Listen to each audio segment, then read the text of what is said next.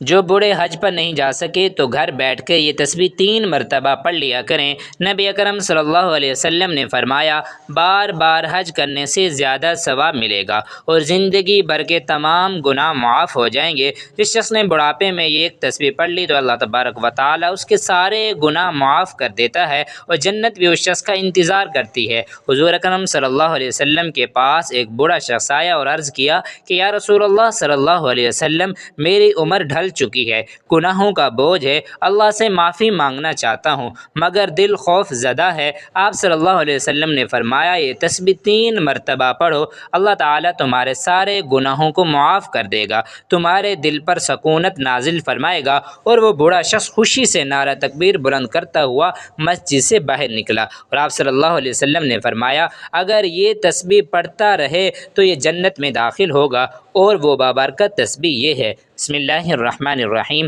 ناظرین کرام، نبی اکرم صلی اللہ علیہ وسلم حضرت جبریل علیہ السلام کے ساتھ ایک ایسے روحانی سفر پر روانہ ہوئے جو کہ زمین بھی نہ تھی اور نہ آسمان، وہ ایک عالم نور تھا جہاں نہ وقت کا گزر تھا نہ فاصلوں کی حدیں۔ نبی اکرم صلی اللہ علیہ وسلم کے چہرہ انور سے اس نورانی جہاں میں ایسی روشنی پھیل رہی تھی کہ جس طرف نگاہ جاتی وہ منظر سجدے میں گر جاتا۔ جبریل علیہ السلام ہاتھ باندھے ادب سے آگے چل رہے تھے اور نبی اکرم صلی اللہ علیہ وسلم کے قدموں کے نشان ہر ذرے کو ایسا شرف عطا کر رہے تھے کہ گویا اس پر جنت واجب ہو چکی ہو۔ چلتے چلتے نبی اکرم صلی اللہ علیہ وسلم نے ایک عجیب منظر دیکھا کہ سامنے اونٹوں کی ایک طویل قطار کھڑی تھی اور ہر اونٹ کے اوپر ایک صندوق رکھا ہوا تھا اور ہر صندوق پر تالا لگا ہوا تھا۔ جبریل علیہ السلام نے عرض کیا کہ یا رسول اللہ صلی اللہ علیہ وسلم، یہ وہ راز ہیں جو کہ قیامت تک بند رہیں گے، لیکن آپ کے حکم سے سب کچھ کھولا جا سکتا ہے۔ نبی اکرم صلی اللہ علیہ وسلم نے فرمایا، اے جبرائیل،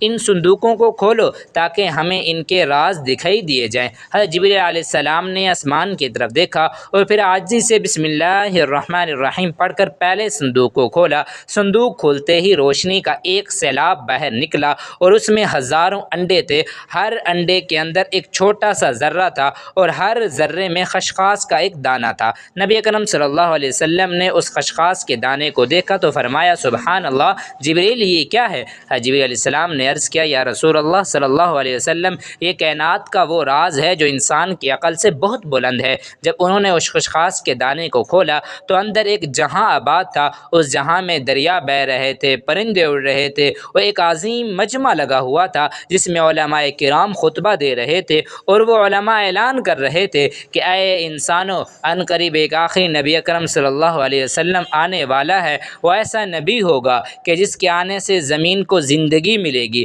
آسمان کو سلامتی۔ جبریل علیہ السلام نے ان علماء سے فرمایا، اے صاحبان علم، وہ نبی آ چکے ہیں اور یہ جو تمہارے سامنے کھڑے ہیں یہی وہ آخری نبی صلی اللہ علیہ وسلم ہیں۔ سب علماء فوراً اپنی جگہ سے ایسی ادب کے ساتھ کھڑے ہو گئے کہ ان کے چہروں پر نور کی چادر آ گئی۔ ان کی زبانوں سے بیک وقت ایک ہی جملہ نکلا، مرحبا یا حبیب اللہ صلی اللہ علیہ وسلم۔ نبی اکرم صلی اللہ علیہ وسلم نے فرمایا، جبریل، یہ منظر تو ایسا ہے کہ دل کو کپکپاہٹ ہو اور روح وجد میں آ جائے۔ جبریل علیہ السلام نے عرض کیا کہ یا رسول اللہ صلی اللہ علیہ وسلم، یہ تو ایک صندوق کا راز ہے اور اس جیسے ہزاروں صندوق اور ہیں، ہر صندوق میں لاکھوں جہاں ہیں اور ہر جہاں میں آپ کی آمد کا ذکر ہے۔ آپ صلی اللہ علیہ وسلم کی نبوت کی روشنی ان انڈوں کے اندر داخل ہو کر عالموں تک پہنچ چکی ہے۔ پھر پیارے آقا صلی اللہ علیہ وسلم ایک اور صندوق کے قریب گئے، جبریل علیہ السلام نے بسم اللہ پڑھی، صندوق کھولا تو اندر ایک شہر آباد تھا۔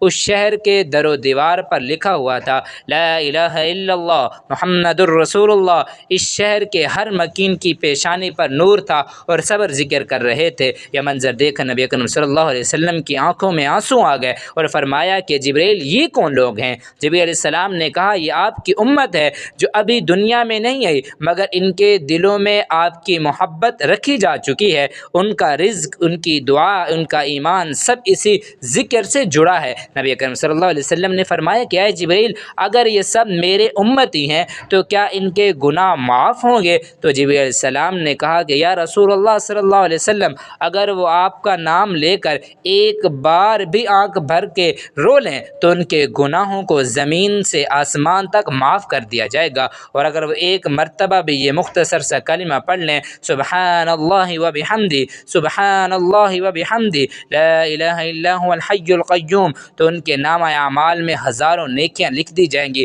نبی اکرم صلی اللہ علیہ وسلم نے فرمایا جبریل ان صندوقوں میں کتنی نشانیاں ہیں؟ جبریل السلام نے عرض کیا یا رسول اللہ صلی اللہ علیہ وسلم ان میں ہر اس شخص کے راز ہیں جو آپ سے محبت کرتا ہے، ہر وہ آنسو محفوظ ہیں جو کسی نے رات کی تنہائی میں آپ کا نام لے کر بہایا ہے۔ ناظرین کرام جان لیجئے کہ اللہ تبارک و تعالی فرماتا ہے کہ اے ابن آدم ہم نے تجھے مٹی سے پیدا کیا اور مٹی میں ہی لٹا دیں گے، مگر اس درمیانی سفر میں تجھے عقل دی، شعور دیا، اعضاء دیے، دل دیا، آنکھ دی، کان دیے، زبان دی، اور سب سے بڑی نعمت یہ دی کہ تجھے ہم نے اپنے بندوں میں چن لیا اور تجھ سے کہا کہ دیکھ یہ زندگی کھیل تماشا نہیں، ہم نے تیری زندگی کے ہر مرحلے کو نشاندہی کے ساتھ بنایا اور تجھ سے کہا کہ دیکھ یہ زندگی کھیل تماشا نہیں ہے، ہم نے تیری زندگی کے ہر مرحلے کو نشاندہی کے ساتھ بنایا۔ جب تو رحم میں نطفہ تھا تو ہم نے تیری تخلیق شروع کی، پھر گوشت کا لوتھڑا، پھر اس میں روح پھونکی، اور جب تو پیدا ہوا تو والدین کی گود میں خوشی کا محور بنا،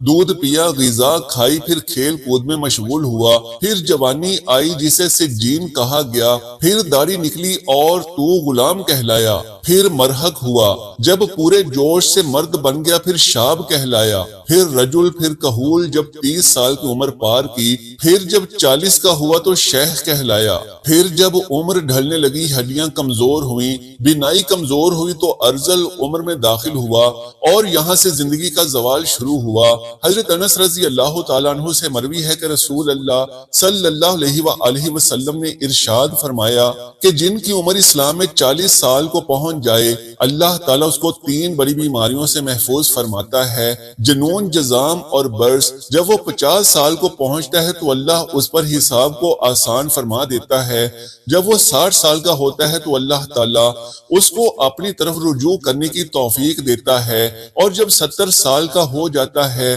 تو آسمان والے اس سے محبت کرنے لگتے ہیں، اور جب وہ 90 سال کا ہو جاتا ہے تو اللہ تعالیٰ اس کے تمام پچھلے گناہ معاف فرما دیتا ہے، اس کا لقب امین اللہ اور اسیر اللہ فی الارض رکھا جاتا ہے، زمین پر اللہ کا قیدی، کیونکہ وہ قوت سے محروم ہوتا ہے، خواہشات مر چکی ہوتی ہیں تو وہ ایک قیدی کی طرح زندگی گزارتا ہے۔ حضرت ابو بکر صدیق رضی اللہ تعالیٰ عنہ سے روایت ہے کہ آپ رضی اللہ تعالیٰ عنہ نے فرمایا کہ نبی کریم صلی اللہ علیہ وآلہ وسلم کے پاس ایک شخص حاضر ہوا اور پوچھا کہ یا رسول اللہ صلی اللہ علیہ وآلہ وسلم سب سے بہترین شخص کون ہے؟ آپ صلی اللہ علیہ وآلہ وسلم نے فرمایا جو شخص بڑھاپے کو پہنچے اور اس کی نیکیاں بہت زیادہ ہوں، اور سب سے برا وہ ہے کہ جو بڑھاپے کو پہنچے اور اس کے گناہ زیادہ ہوں۔ ناظرین کرام جان لیجئے کہ حضرت ابن مسعود رضی اللہ تعالیٰ عنہ بیان کرتے ہیں کہ رسول اکرم صلی اللہ علیہ وآلہ وسلم نے فرمایا کہ قیامت کے دن ابن آدم سے 5 سوال ہوں گے، جن میں سے ایک یہ ہوگا کہ اپنی جوانی کہاں خرچ کی، اپنی عمر کس چیز میں ضائع کی، اپنے علم پر کتنا عمل کیا۔ حضرت علی رضی اللہ تعالیٰ عنہ کے پاس ایک شخص آیا اور کہنے لگا کہ میرے بال سفید ہوتے جا رہے ہیں، یہ کس چیز کی علامت ہے؟ فرمایا کہ یہ یاد دہانی ہے کہ تو اس دنیا میں نہیں رہے گا اور ان قریب اس دار فانی سے رخصت ہونے والا ہے۔ ناظرین کرام حضرت سعد رضی اللہ تعالیٰ عنہ سے روایت ہے کہ نبی کریم صلی اللہ علیہ وآلہ وسلم نے فرمایا کہ نمازوں کے بعد یہ دعا کرو، اے اللہ میں بزدلی سے تیری پناہ مانگتا ہوں، ارذل عمر کی طرف لوٹائے جانے سے تیری پناہ میں آتا ہوں، اور قبر کے عذاب سے تیری پناہ مانگتا ہوں۔ جان لیجئے کہ ارذل عمر سے مراد وہ عمر ہے کہ جب انسان بچپن کی حالت کی طرح واپس لوٹ جاتا ہے، نہ وہ خود کی صفائی رکھ سکتا ہے، نہ ہی سونگنے، دیکھنے اور سننے کی طاقت رہتی ہے، اور گھر والوں کے لیے بوجھ بن جاتا ہے، عقل کمزور ہو جاتی ہے اور لوگ موت کی تمنا کرنے لگتے ہیں۔ علامہ عینی رحمت اللہ علیہ فرماتے ہیں کہ ارذل عمر وہ عمر ہے کہ جس میں انسان اپنی عقل کھو دیتا ہے، سمجھنے کی طاقت نہیں رہتی، کی یادداشت ختم ہو جاتی ہے، ایسے شخص کی حالت معذور بچے جیسی ہو جاتی ہے، وہ عبادت نہیں کر سکتا حتیٰ کہ وہ کسی انسان کو نہیں پہچان پاتا۔ جان لیجئے کہ حضرت عطا نے حضرت ابن عباس رضی اللہ تعالیٰ عنہ سے روایت کی ہے کہ جو شخص قرآن کی تلاوت کرتا رہتا ہے اللہ تعالیٰ اسے ارذل عمر کی طرف نہیں لوٹاتا۔ حضرت اکرمہ نے فرمایا کہ جو علم قرآن سے جڑا رہے وہ کبھی بھی ذلت والی عمر کو نہیں پہنچتا، بلکہ جتنی عمر بڑھتی ہے اتنی ہی عزت بڑھتی ہے۔ جان لیجئے کہ اللہ تبارک و تعالیٰ ارشاد فرماتا ہے کہ ہم نے انسان کو مٹی سے پیدا کیا اور پھر ہم ہی انسان کو وفات دیتے ہیں اور بعض کو ناکارہ عمر کی طرف لوٹا دیتے ہیں تاکہ وہ جاننے کے بعد بھی کچھ نہ جان سکے۔ لہٰذا اے بندہ مومن، اگر اللہ نے تجھے جوانی دی، صحت دی، طاقت دی تو اس کا شکر ادا کر اور نیک اعمال کر تاکہ بڑھاپے میں تیرے لیے آسانیاں ہوں۔ جان لیجئے کہ نبی کریم صلی اللہ علیہ وآلہ وسلم نے فرمایا کہ جو شخص 3 مرتبہ یہ تسبیح پڑھ لے تو اللہ تعالیٰ اس کے تمام گناہ معاف فرما دیتا ہے، خواہ وہ میدان جنگ سے بھاگنے والا ہی کیوں نہ ہو۔ یاد رہے کہ مارکہ حق و باطل کے دوران دشمن کے خوف سے جنگ کے میدان کو چھوڑ کر بھاگنا گناہ کبیرہ ہے۔ جنگ کے دوران صرف 2 ہی راستے ہوتے ہیں، حق کی فتح ہوتی ہے اور مجاہد غازی بن کر واپس آتا ہے، یا پھر حق و باطل کے مارکے کے دوران جام شہادت نوش کر کے اللہ کے حضور سرخرو ہو جاتا ہے۔ تیسرا یعنی جنگ چھوڑ کر واپسی کا راستہ اختیار کرنا بہت بڑا گناہ ہے، لیکن جو شخص یہ تسبیح 3 بار پڑھ لے تو اس کا یہ گناہ بھی اللہ کے حکم سے معاف کر دیا جاتا ہے۔ حضور صلی اللہ علیہ وآلہ وسلم کے پاس ایک بوڑھا شخص آیا اور عرض کرنے لگا کہ یا رسول اللہ صلی اللہ علیہ وآلہ وسلم، میری عمر ڈھل چکی ہے، گناہوں کا بوجھ ہے، اللہ سے معافی مانگتا ہوں مگر دل خوف زدہ ہے۔ آپ صلی اللہ علیہ وآلہ وسلم نے فرمایا یہ تسبیح 3 مرتبہ پڑھ لو، اللہ تعالیٰ تمہارے سارے گناہوں کو بخش دے گا اور تمہارے دل پر سکینت نازل فرمائے گا۔ وہ بوڑھا شخص خوشی سے نعرہ تکبیر بلند کرتا ہوا مسجد سے باہر نکلا اور آپ صلی اللہ علیہ وآلہ وسلم نے فرمایا کہ اگر یہ تسبیح پڑھتا رہے تو جنت میں داخل ضرور ہوگا، کیونکہ یہ تسبیح تمام گناہوں کو ایسے گرا دیتی ہے کہ جیسے درخت سے پتے گرتے ہیں۔ حضور صلی اللہ علیہ وآلہ وسلم نے فرمایا کہ یہ تسبیح زبان پر ہلکی اور میزان پر بھاری ہے اور اللہ تبارک و تعالیٰ کو بہت زیادہ محبوب ہے۔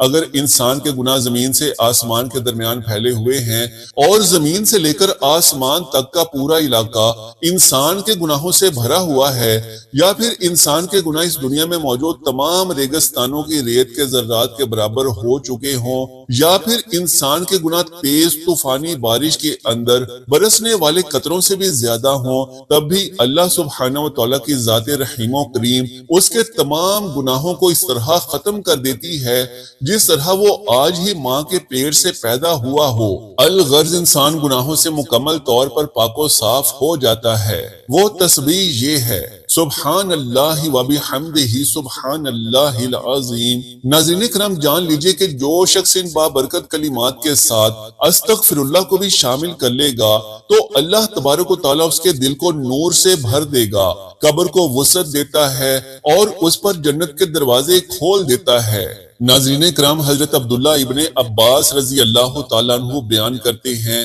کہ نبی کریم صلی اللہ علیہ وآلہ وسلم نے ارشاد فرمایا کہ جو بندہ ان کلمات کو صبح و شام 3 مرتبہ پڑھتا رہے تو اللہ تعالیٰ اس سے راضی ہو جاتا ہے، اگرچہ اس کے گناہ زمین سے آسمان تک لبریز ہی کیوں نہ ہو۔ ایک اور مقام پر نبی کریم صلی اللہ علیہ وآلہ وسلم نے فرمایا کہ جو شخص ہر روز رات کو بستر پر لیٹ کر یہ دعا 3 بار پڑھ لے گا تو اس کے سابقہ تمام گناہوں کو مٹا دیا جائے گا، اگرچہ وہ جنگ کے میدان سے ہی بھاگا ہوا ہو۔ وہ تسبیح یہ ہے، استغفر اللہ الذی لا الہ الا هو الحی القیوم واتوب الیہ۔ ناظرین کرام، آپ ان کلمات کی فضیلت کا اندازہ لگا سکتے ہیں کہ رسول اکرم صلی اللہ علیہ وآلہ وسلم نے ان بابرکت کلمات کے حوالے سے یوں فرمایا کہ 2 کلمے ایسے ہیں کہ جو اللہ تعالیٰ کو بہت محبوب ہیں، یعنی ان کا کہنے یا پڑھنے والا اللہ کو بہت محبوب ہے، زبان پر بہت ہلکے ہیں، اعمال کے ترازو میں بہت وزنی ہیں،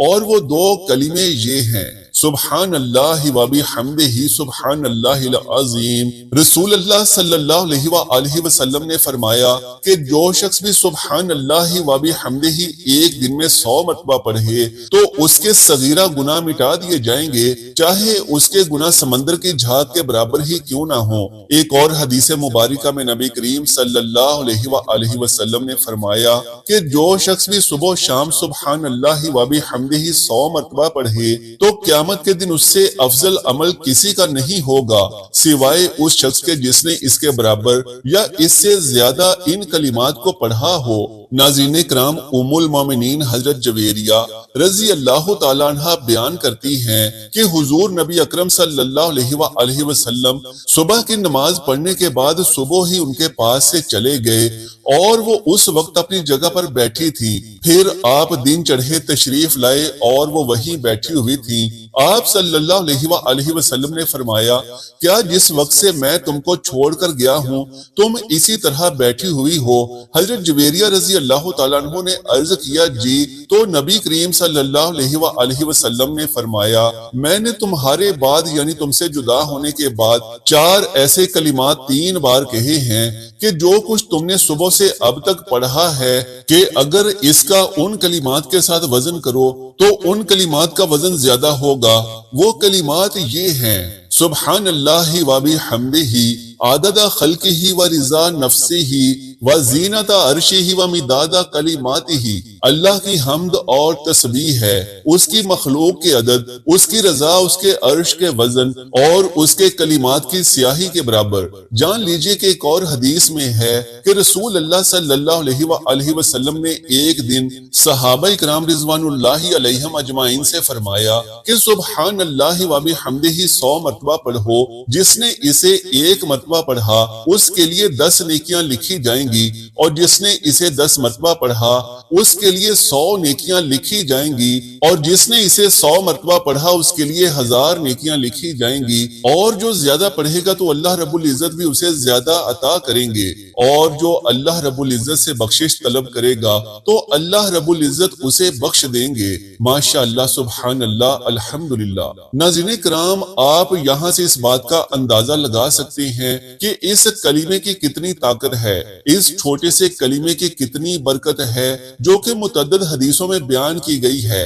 جان لیجئے کہ جو بھی شخص ان بابرکت کلمات کو پڑھے گا تو اللہ تبارک و تعالیٰ اس کے تمام گناہوں کو معاف کر دے گا اور اس پر اپنی رحمت نازل فرمائے گا۔ اسی لیے ہمیں چاہیے کہ روزانہ زیادہ سے زیادہ ان کلمات کو پڑھا کریں تاکہ اللہ تبارک و تعالیٰ ہمارے پچھلے تمام گناہوں کو معاف کر دے اور ہمارے رزق میں برکتیں اور رحمتیں عطا فرمائے۔ اللہ تبارک و تعالیٰ سے دعا ہے کہ نیکی کی بات کو سننے سمجھنے اور اس پر عمل کرنے کی طاقت و توفیق مرحمت فرمائے۔ میرا سنانا اور آپ کا سننا قبول و منظور فرمائے، آمین یا رب۔